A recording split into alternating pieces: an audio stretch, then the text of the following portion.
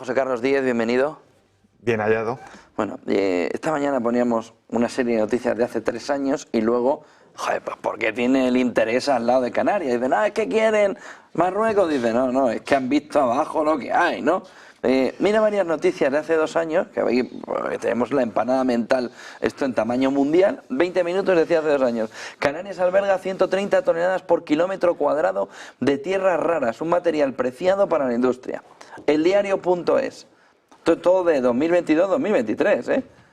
Los montes submarinos canarios pueden proporcionar hasta 130 toneladas de valiosas tierras raras por kilómetro cuadrado, sobre todo situado al suroeste de Hierro. 8 montes submarinos. Y fíjate lo que decía Libre Mercado. El tesoro que esconden las Canarias bajo el agua, codiciado por Marruecos y en el punto de mira de Europa. Los volcanes submarinos canarios son ricos en tierras raras y otros minerales esenciales. Y mira el mapa. Dice, es que están haciendo ejercicios militares. Marruecos, ¿dónde? En las tierras raras. En las tierras raras. Es decir, no, en las tierras raras. ¿Qué nos pasa en Europa? Y más concretamente en España. Con esa sensación de decir, es que no le quiero... Hombre, ya, pero alguien lo va a explotar. Y sobre todo, es que no está ahí y en plan, se lo voy a quitar. No, es que te lo ha dado. Entonces, no explotarlo es quedarte atrás, ¿no? Sobre todo en potenciar industria. ¿Qué significaría para Canarias explotar eso? Bueno, eso es lo que hay que ver, ¿no? Primero dar visión global. Estamos en un cambio tecnológico sin precedentes y una serie de materias primas que no valían nada y que no se explotaban han pasado a tener un valor tremendo, como el caso del litio, ¿no? Porque se usa para la batería de los coches, pero estas tierras raras son eso, ¿no? Un montón pues que se usan para algo específico en una nueva industria de tecnología puntera que está usando esa... Entonces, se están viendo todas esas prospecciones, ¿no? Hay un país que ha tomado una posición geoestratégica y política muy fuerte que se llama China, controla prácticamente el 70 o el 80% de las tierras raras del mundo, porque ellos tienen muchas tierras raras en China y han ido colonizando países para tomar posiciones de concesiones de minería, y ahora de repente, pues tanto Estados Unidos, pero sobre todo la Unión Europea, se han dado cuenta que, uno, no podemos depender del gas de Rusia y del petróleo de Oriente Medio y vamos a la descarbonización y a las renovables, y dos, no podemos depender de China en tierras raras. Entonces, se han catalogado una serie de tierras raras en Bruselas y se le ha dado prioridad para ser autosuficientes al máximo posible en esas tierras raras. Entonces, la prioridad es explotar las que tienes en tu territorio. Con menuda prioridad, claro, están dando, llevan 2 años. Esto es prioridad absoluta, ¿no? ¿Qué hay que hacer? Esto tiene normalmente rechazo popular, esto es una democracia, los chinos esto no tienen estos problemas y tienes que plantearlo bien. Hay que identificar los proyectos, hay que plantearlos, hay que explicárselos muy bien a la ciudadanía, pero también hay que explicarle a la ciudadanía que estamos en una situación de conflicto geopolítico mundial, que si no hacemos esto vamos a perder empleo, vamos a perder salarios y vamos a estar en una posición competitiva peor con respecto a las empresas chinas o americanas, ¿no? Yo creo que ya no, tú dices, es explicarlo, pero ¿quién se va a oponer? Si esto es generación de miles y miles de puestos de trabajo, claro, si esto lo convierte, esto es telurio, si esto lo conviertes en un entorno donde en paneles solares ahora eres uno de los principales actores del mundo. Sí, a ver, he visto que está muy lejos de la costa, se gestionó muy mal las explotaciones petrolíferas que estaban muy cerca de Lanzarote y Fuerteventura, se veían desde la costa, aquello provocó un rechazo y un movimiento brutal. El Partido Popular perdió las elecciones en Canarias seguramente por eso, influyó bastante. Entonces, es un tema sensible, yo creo que hay que hacerlo bien. Lo del litio en Extremadura está al lado de Mérida y encima de la montaña del litio hay una ermita de una virgen muy querida por los de Mérida. Entonces, hay que hacer un plan para... O sea, yo creo que son temas ambientalmente complicados y con un rechazo social importante, como las propias plantas de fotovoltaicas. El tema es hacerlo bien, ¿no? Con una comunidad autónoma y un gobierno y un alcalde que lidere el tema y explicárselo bien a la ciudadanía. Y luego que eso, evidentemente, que tenga algo de beneficio para los canarios, ¿no? Si vamos a explotar eso, pues que no venga una explotación minera de fuera y no quede nada en el territorio. Yo creo que cubriendo eso es lo que hay que hacer. Pero vamos, el mensaje es que hay que hacerlo y que desde Bruselas se está dando prioridad a esto. O sea, sí, esto es prioridad geopolítica en Bruselas. Pero justo von der Leyen hace 2 días, lo veíamos aquí en Negocios, hablaba de las tierras raras y decía lo que tú también estabas diciendo, de que China había conseguido un monopolio y que, claro, le pedía a los países que en lugar de darle la concesión a China se lo dieran en Europa, porque los europeos respetamos las autoridades locales, no debe estar mirando 300 años para atrás, es decir, no nos llevamos nada, claro, sino que lo explotamos conjuntamente.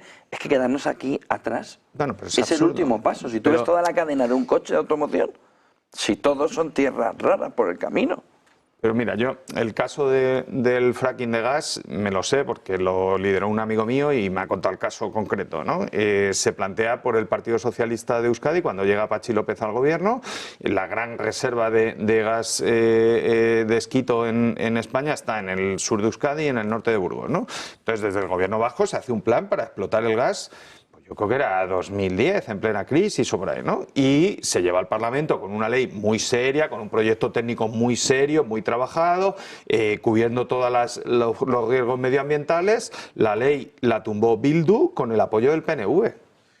Entonces, claro, o nos centramos, ¿qué hubiera pasado si hubiéramos explotado el gas en el 2010, ¿no? En la guerra de Ucrania del 22? España no habría tenido subida del precio de la electricidad, como pasó en Estados Unidos.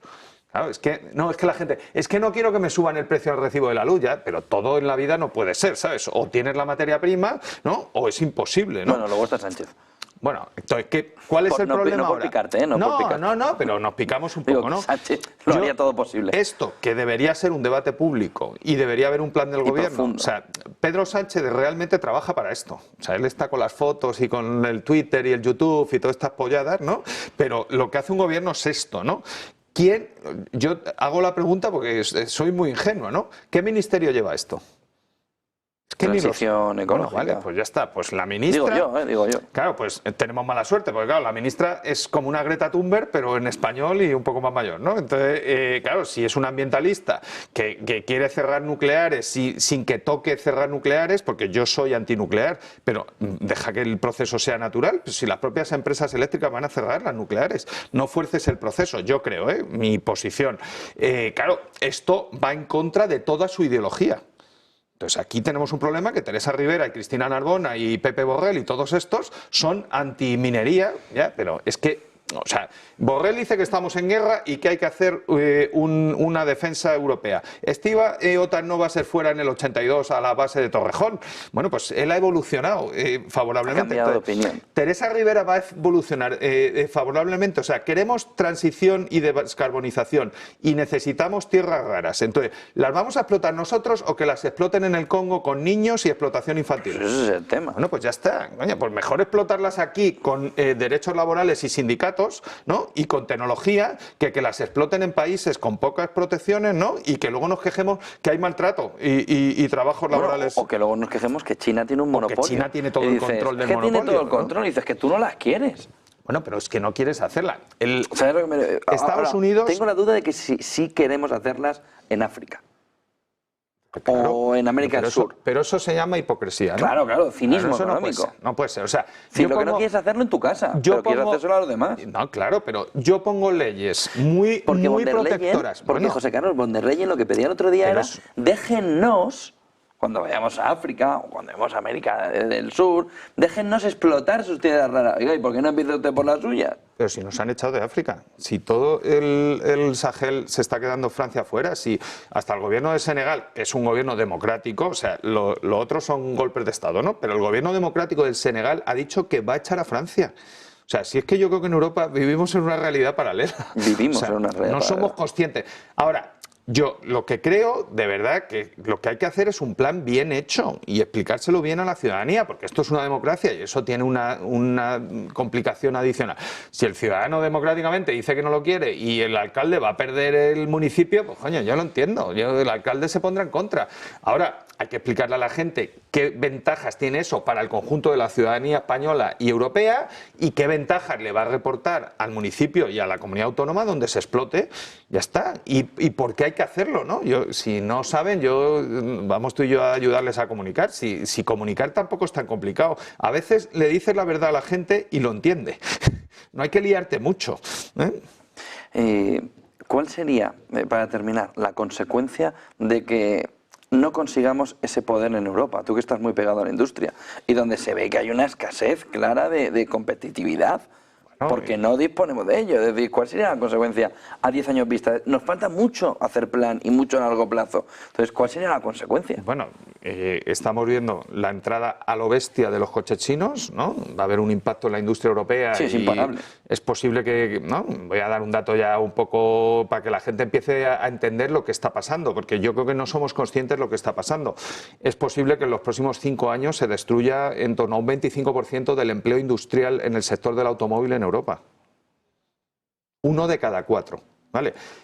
Cuenta la tecnología, porque los coches eléctricos llevan menos componentes y generan menos empleo, y cuenta que China va a pegar un bocado de la cuota de mercado en Europa importante. ¿Cuánto? Van a poner medidas proteccionistas, lo van a limitar, pero un bocado. Sí, pero vale, estamos no eres viendo que hemos hacia perdido afuera. el 90% de la producción de placas solares que viene de China. O sea, ¿cuántas industrias queremos perder? O sea, están todo el día diciendo que quieren reindustrializar Europa. ¿Cómo vas a reindustrializar Europa sin materias primas? O sea, es que es absurdo, ¿sabes? O sea, si las industrias no tienen materias primas estratégicas para ser competitivas y competir con los chinos y con el resto de competidores, ¿cómo vas a competir? Si no tienes capacidad de competir. Bueno, en tu territorio local meterás un arancel y no se venderán sus productos, pero tú fuera de Europa no vas a vender ni una pipa. La primera pregunta es, ¿queremos empleo industrial, sí o no? Vale, esa es la primera pregunta, ¿vale? Si queremos... Es decir, que igual Europa quiere solo servicios. Bueno, vale, eso es una pregunta. Yo creo que hay planes de reindustrialización, por la hay en todo el día. Pedro Sánchez, en último libro que no sé ni cómo se titula el último libro de Sánchez. No sé, o Tierra Firme, bueno, o Tierra Vida Firme. Vida En Tierra Firme o... yo le eché un vistazo así diagonal y vi varias veces reindustrialización. O sea sí, pero de España o de Marruecos. Bueno, vale, ¿cómo se hace la reindustrialización? Vale, entonces, 2... ¿queremos que haya industrialización con empleos dignos o queremos que haya chalecos amarillos y agricultores cabreados? ¿Vale? Es que se cabrean conmigo. Bueno, coño, es que la gente se cabrea y cuando estás en una democracia tienes un problema. Y 3, ¿estamos en un proceso de sostenibilidad y hacerlo bien o queremos ir a países con menos protección ambiental y que lo hagan mal? Esa es la tercera. Con estas 3 preguntas haces un plan. Vale, las tierras raras van a llegar a Europa, ¿no? ¿Queremos que lleguen bien y que sean europeas o queremos traerlas de fuera y que vengan mal? O queremos que se las queden los chinos y que produzcan los coches los chinos y nos los traigan a nosotros para generar el empleo allí.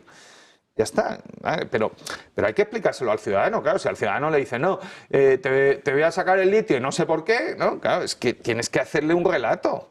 Y el relato, el ser humano desde el neolítico, desde antes, lo entiende. O sea, desde que tenemos y controlamos el lenguaje, los relatos los entendemos. Otras cosas no, pero los relatos se nos dan bien, ¿no? Entonces, construye un relato. Ahora, si tienes una ministra que es ambientalista y está en contra de la explotación minera de las tierras raras, pues tienes un problema, evidentemente. Te lo pregunto otro día, pero hazme spoiler.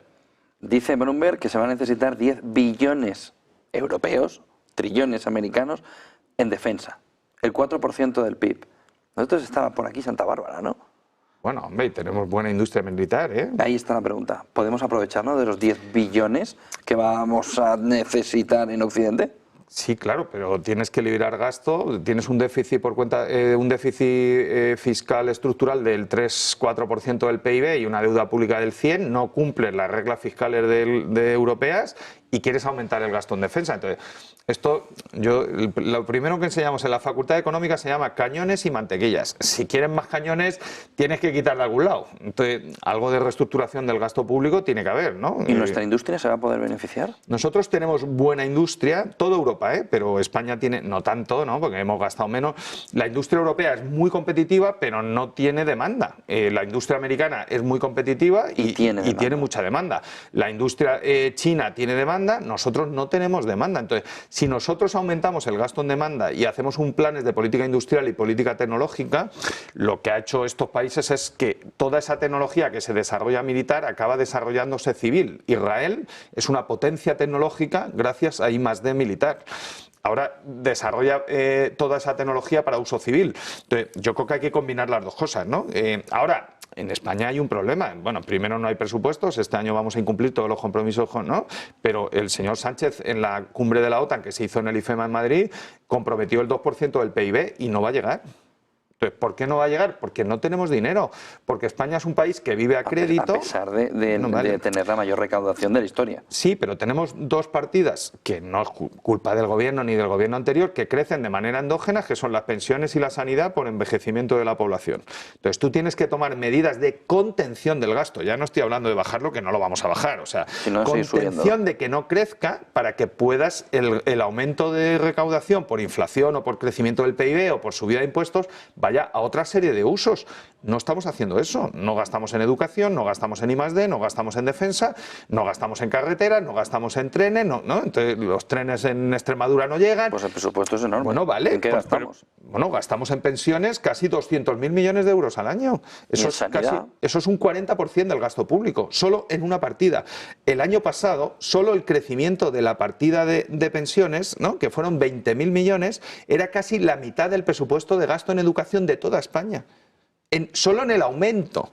Entonces, hay que tomar medidas de contención del gasto en pensiones y de contención del gasto en sanidad y transferir esos recursos a otra serie de usos que el Estado necesita. Por ejemplo, el ingreso mínimo vital, que no está funcionando, ni las políticas activas de empleo. Está bajando la tasa de paro y está subiendo la tasa de pobreza severa. Algo no estás haciendo bien. Y hace falta una política pública, pero no tienes recursos. O sea, hay que repensar todo el estado del bienestar, identificar nuevas necesidades y luego, si quieres estar en Europa y los países que lideran la OTAN y Europa, tendrás que aumentar el gasto en militar, y si no quieres pintar nada en Europa, pues no aumentes el gasto militar. Muchísimas gracias, José Carlos. Hablamos de industria militar el próximo día. Y te quiero preguntar otro día también por impuestos. Venga. Si estás de acuerdo con meter solo 2-3 escalones. Ya me lo preguntaste una vez, pero bueno, te lo... No, quiero entrar en detalle con ello. Además, lo preguntamos, pero fuera de cámaras. Buen día y buen negocio, José Carlos. Muchas gracias, Binder.